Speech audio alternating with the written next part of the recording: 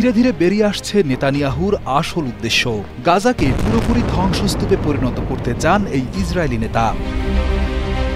ইসরায়েলের প্রধানমন্ত্রী Benjamin Netanyahu Israeli parliament পররাষ্ট্র ও প্রতিরক্ষা কমিটির এক বৈঠকের কথোপকথন সম্প্রতি ইসরায়েলি সংবাদ মাধ্যমে ফাঁস হয়েছে। ওই বৈঠকে নেতানিয়াহু বলেন, আমরা গাজার আরও বেশি ঘরবাড়ি ধ্বংস করছি যাতে ফিলিস্তিনিরা ফিরে যাওয়ার মতো কিছু না পায়। ইসরায়েলের মারিফ পত্রিকার ফাঁস হওয়া সূত্র মতে পার্লামেন্টের সদস্য লিমর সোহান মেলেখ বলেন, আমেরিকার ইহুদিদের নিয়ে আসুন গাজায় বসতি স্থাপন করাতে।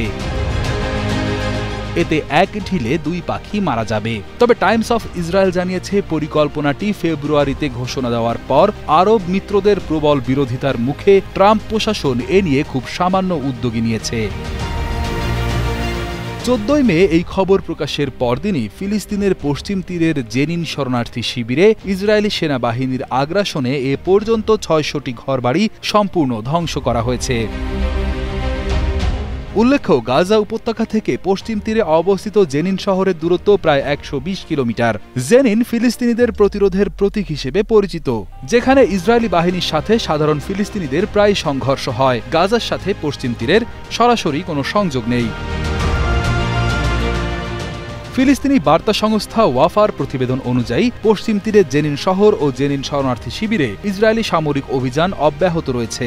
স্থানীয় পৌরসভার দেওয়া তথ্য বলছে, ইতোমধ্যে শিবিরের ভেতরে প্রায় 600টি বাড়ি সম্পূর্ণ ধ্বংস করা হয়েছে, আরও অসংখ্য বাড়ি আংশিকভাবে ক্ষতিগ্রস্ত হয়েছে। এই হামলায় বেসামরিক জনগণের জীবনযাত্রা বিপর্যস্ত হয়ে পড়েছে।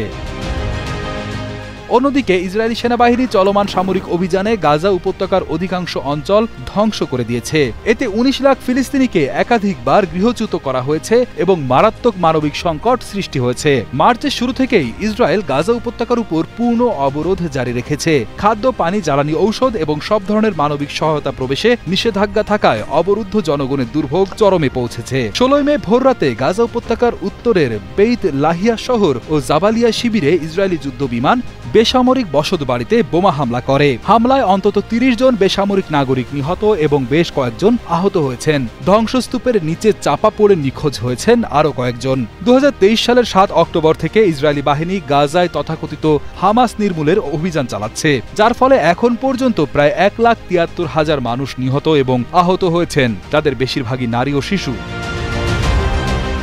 11,000-এর বেশি মানুষ এখনও নিখোঁজ। 1948 সালে ফিলিস্তিনি নাকবা বা বিপর্যয়ের সময় 7 লাখ ফিলিস্তিনি বাস্তুচ্যুত হয়েছিল। ইসরায়েলের বর্তমান নীতিকে অনেকেই দ্বিতীয় নাকবা হিসেবে দেখছেন।